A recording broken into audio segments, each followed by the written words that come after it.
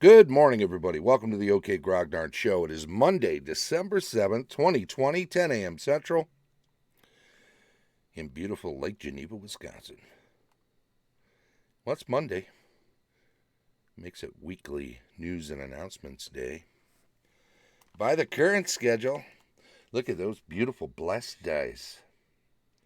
Loving memory. So true. What a guy. Gave us so much. So much that we've enjoyed over the years. Got my Lake Geneva game shirt on today. Still no hard target on reopening yet. Quick announcement. The giveaway went to Death Angel Shadow. That's right. I've been in contact with him. He's got an address to me so that I can send the dice off to him. And congratulations. It's not a winning or losing situation. It's just a thanks for coming around. Thanks for joining in the fun. Uh-oh. Got ourselves another regular Bannerooski. Bummer. There has been a large number of bots associated with a channel that I won't name, but they've been coming around a lot. Spotting them, blocking them, banning them, all that other stuff is pain in the butt, but you got to do it. So that was the last of these dice. Am I right? Jeff won, Rick won, George won, Sarah won, John won. Nope, not Sarah. Shane. Shane and John got theirs already.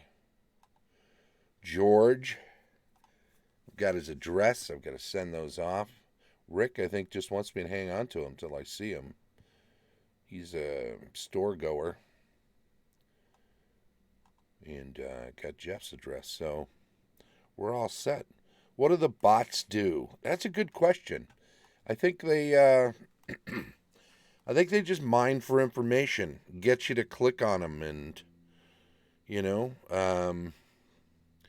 they're kind of stealth advertising in that if you click on them, you'll see channels that they recommend. So somebody who wants their channel to be busy and be in the limelight a lot will create some bots and then just have them drop into every live show.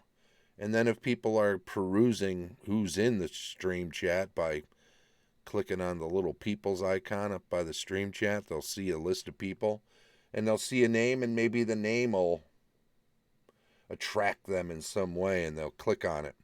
And once they click on it, they'll see, oh, this guy likes this channel. Oh, that looks interesting. I hadn't heard of that. I'll click through, and then, you know, and then there are other more insidious ones that are just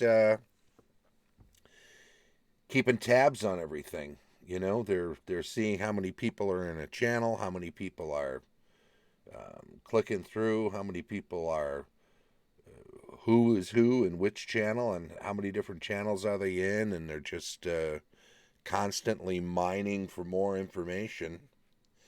And it is definitely possible that there are some that are going to, if you follow up and go over to where they are, there'll be some links over there suggesting join this free contest for this or that or whatever. And then if you click through, then suddenly your computer becomes infected with a virus, or, you know, anything you have on your system gets downloaded. There are any number of ways that phishing bots can eventually get to you by drawing you closer and closer to their little web of deceit. In any event, if something's a bot, I just ban it and block it because I don't want to know about it. I don't want to see it.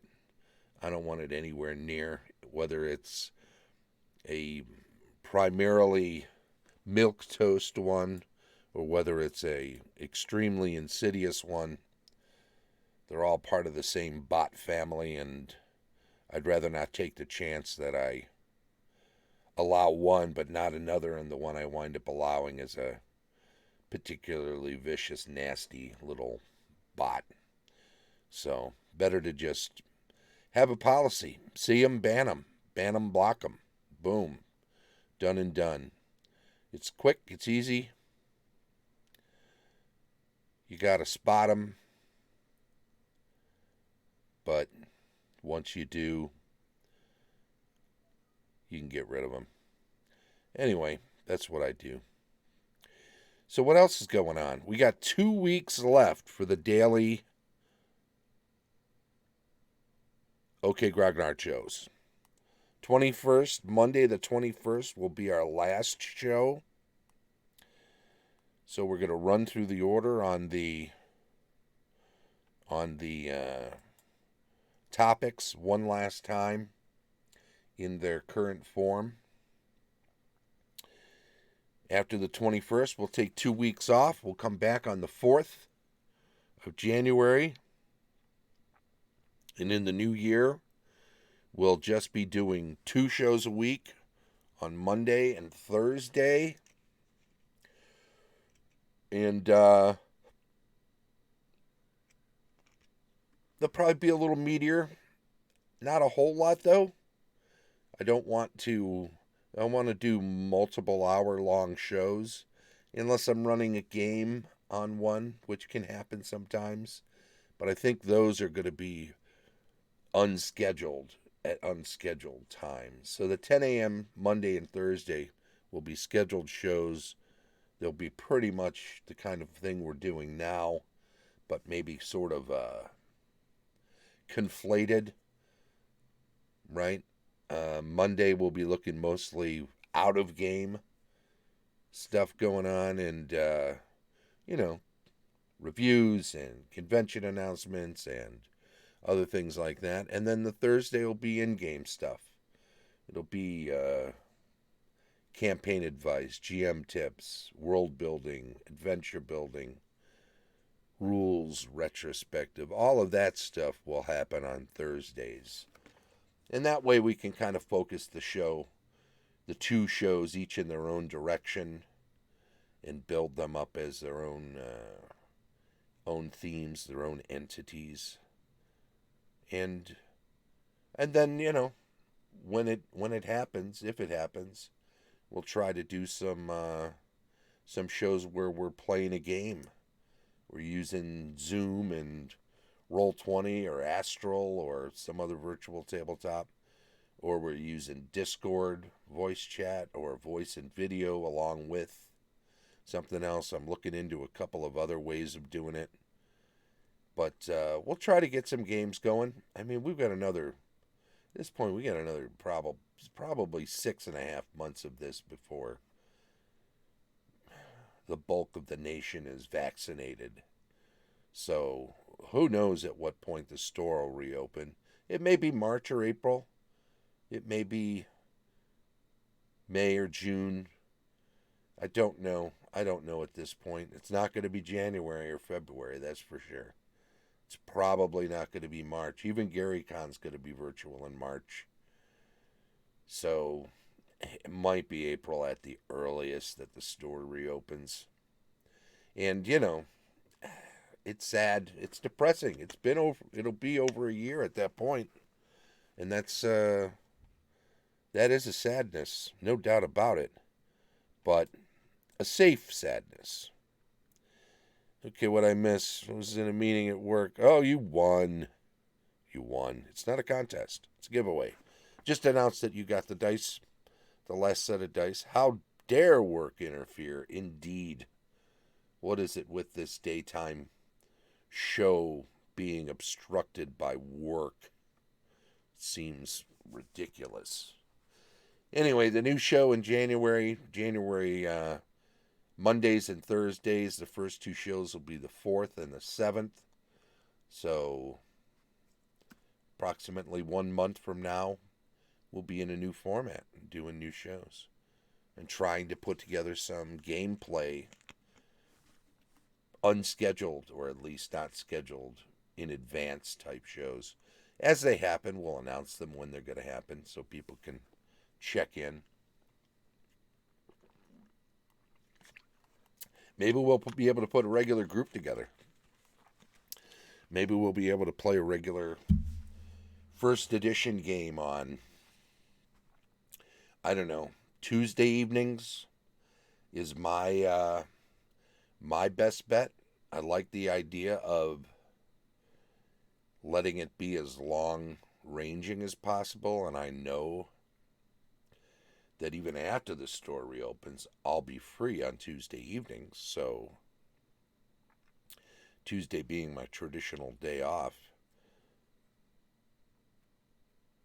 And, well, that's the hope.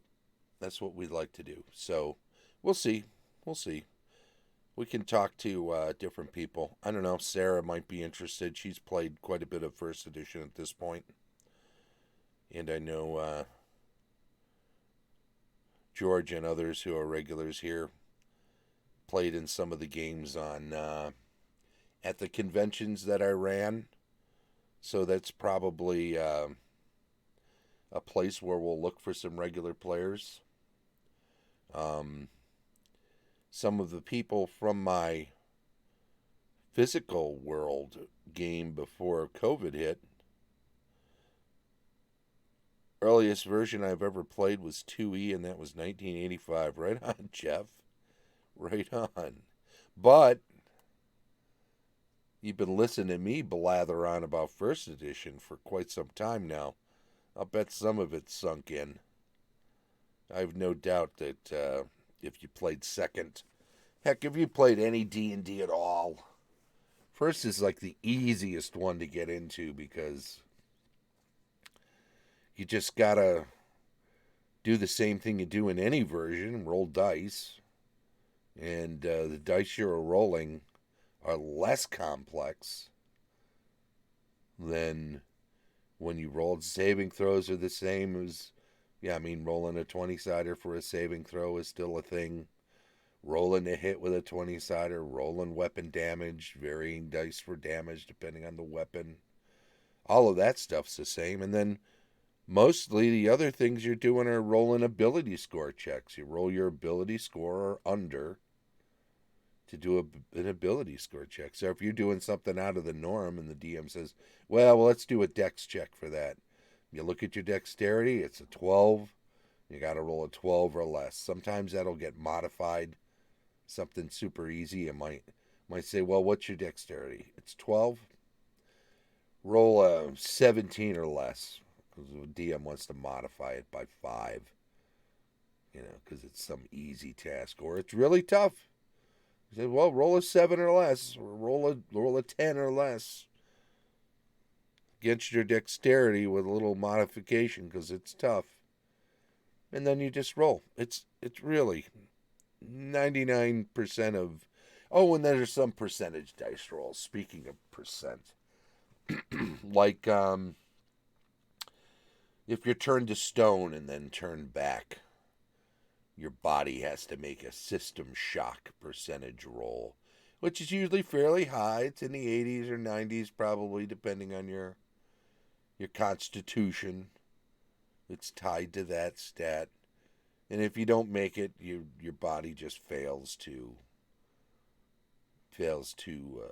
suffer through this physical change back and forth, and you're dead. You can be raised from the dead, sure, I guess. You got that going for you. I think the only thing where you have no chance of coming back is if, for instance, you get caught up, touch, whatever, a sphere of annihilation. Because that completely winks you out of existence. There's no remnant of you left to raise from the dead or resurrect. And there's different levels of that, Spells would be a little different. You have to, but they're all like gerrymandered versions of the same spells that you're used to in any other edition. Duration might be a little different. The damage, it might be a little different wording, so it works slightly differently. Range, I don't think much has changed in regard to level. There are fewer spells than there are in modern day. There are a few that aren't around anymore, too, though. So there are some differences. But as I say, if you've played any D&D, Pathfinder, most role-playing games, you could grasp first edition role-playing pretty quickly. Anyway, lots of fun. We'll see if we can get some gaming going on that front in the new year. Like I said, start thinking in the realms of a regular Tuesday evening game.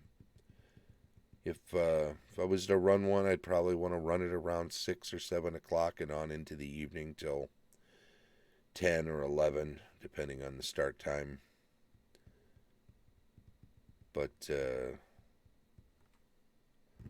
that's easy enough to get into. And then maybe occasionally, just for fun on other days and other times, I'll run some one-shot games, things I want to try out. Playtest is probably too strong a word, so we'll use things I just want to try out.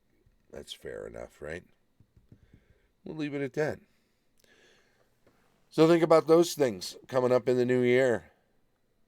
And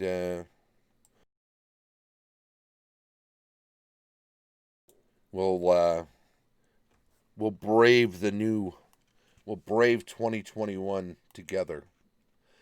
I mean, even if this vaccine doesn't reach its apex, its nadir rather of distribution until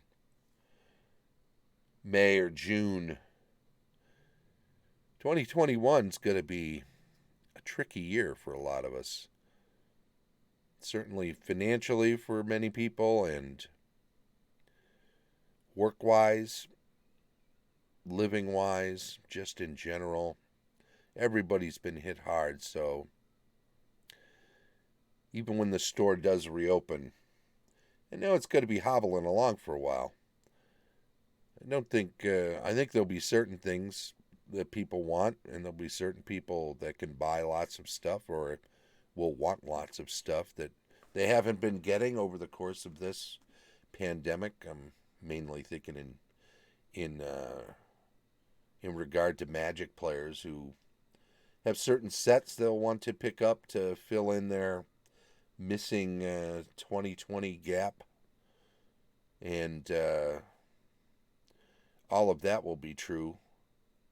But I think it's also true that a lot of us who haven't been working will have less money overall and probably won't be picking up board games and, RPG books right out of the gate. Once things start to return to normalcy, it'll be a while as people catch up with some debts they've incurred to, make it over this crisis.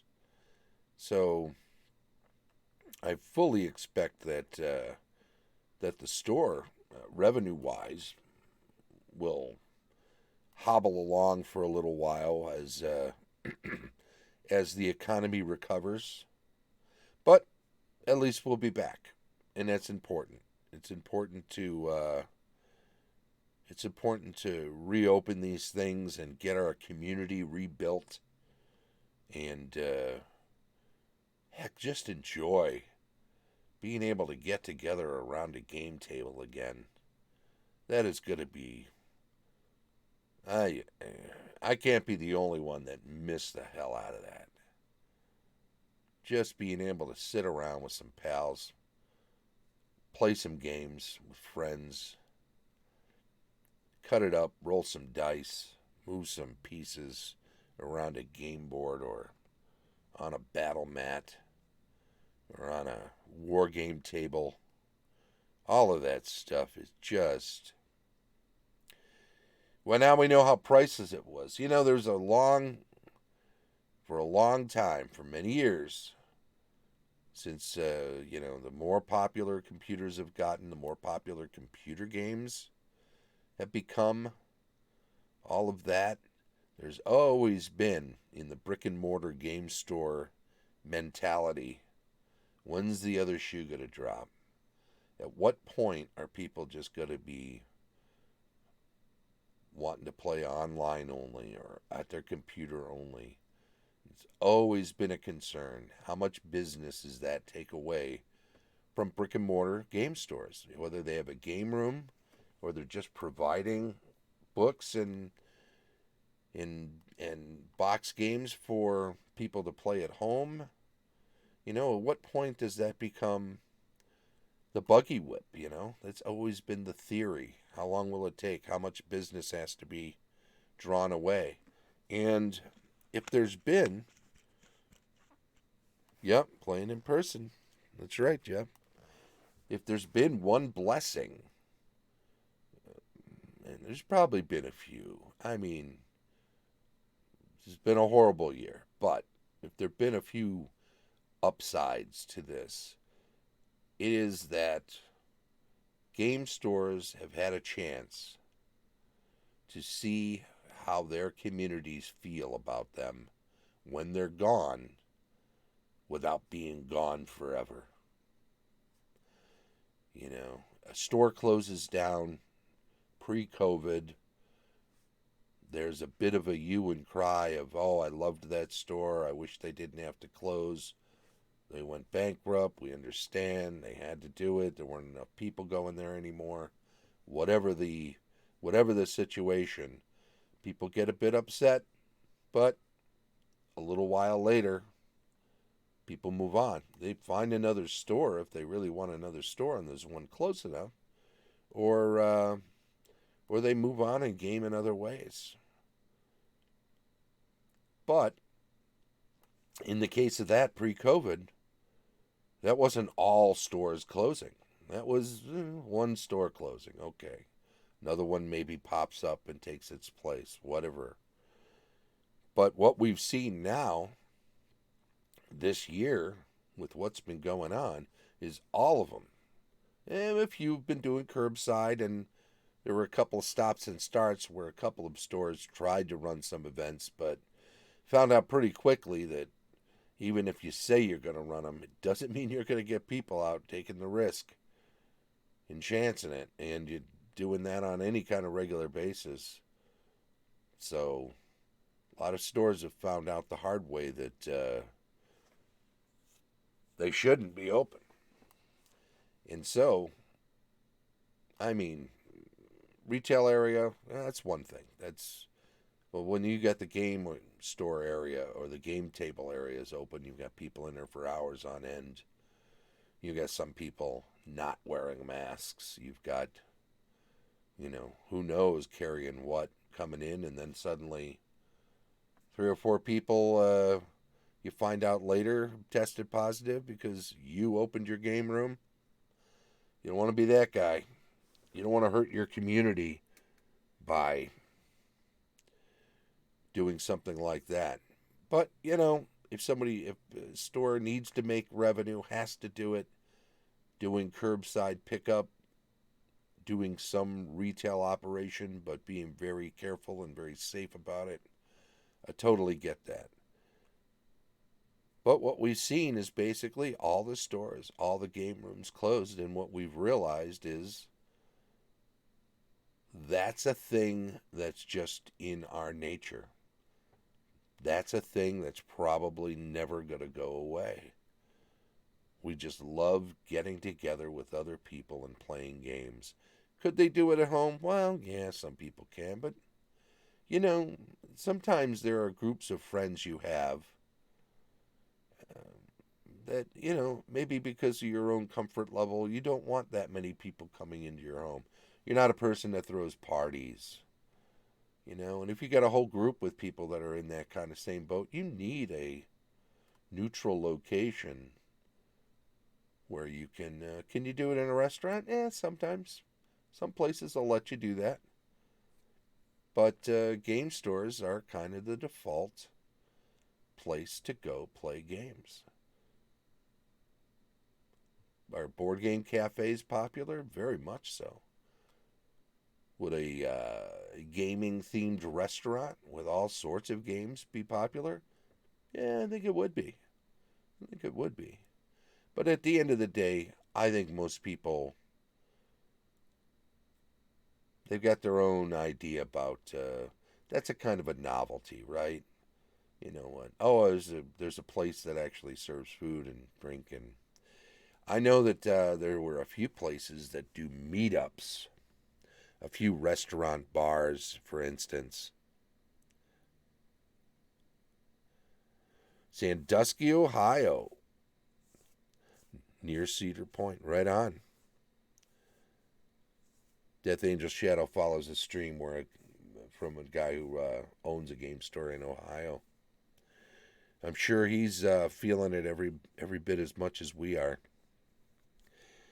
Now look at the time. 26 minutes. Well, I've just been rambling on. Have I been commiserating too much? It's a good December thing to do, right? Year in review, sort of what's going to be coming in the new year. Says this guy in Ohio had to shut down his physical store for a few months, closed the game area completely. Yep, absolutely. That was the way to do it.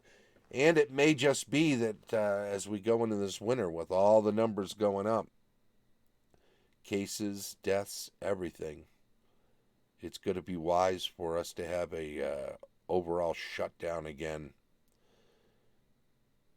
I think Neil deGrasse Tyson put it most poignantly when he said we need some sort of a national mandate on this, because when you do it state to state to state to state and everybody's doing it differently, or even within a state, different counties are doing it differently. deGrasse Tyson said, it's like designating a peeing section in a swimming pool. It just doesn't. You might as well not do it at all, because, and it's not 100% true. It's better to do something than nothing.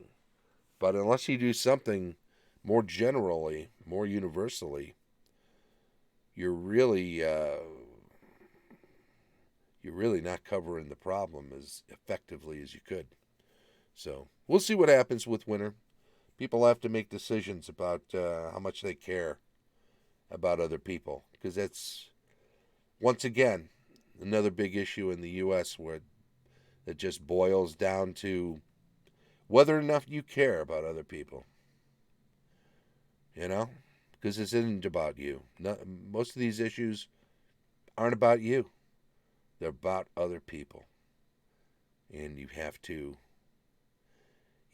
at some point make a decision whether you want to be part of the solution and care about other people, or be part of the problem. I mean, everybody takes their own risk. Every time you go to the store, and you've got to do that, right? You've got to go pick up groceries. Every time you go out and pick up some drive-through at a restaurant, or carry out at a restaurant. These are things that are going to have to keep going, and there's no way around them, but we have to be a lot safer about stuff. So that's what we will do. And on that note, be safe, be healthy. And let me just say, I want to thank you very much, everybody, for joining in today in the stream chat or on the Twitch channel. Make sure you follow. We're going to figure out something for next week for the giveaway, so we'll see what that's going to be. I haven't figured it out yet. It'll be something cool. Maybe a cool DVD, some fancy. I think I've got a chunk of some. Well, I'll figure it out. And in the meantime, we've got 2 more weeks of regular 10 a.m. shows, so let's have a look at the schedule. Tomorrow, Tuesday, cartography and world building campaign discussion. On Wednesday, GMing tips on Thursday, building adventures on Friday, GM reviews on Saturday, rules retrospective on Sunday, then back around the horn to weekly news and announcements next Monday. If you're catching up with us on YouTube, thank you very much. Please do subscribe to the channel and be sure to give us a thumbs up on any videos you watch and enjoy. This has been the OK Grognard Show from beautiful Lake Geneva, Wisconsin. Bye-bye.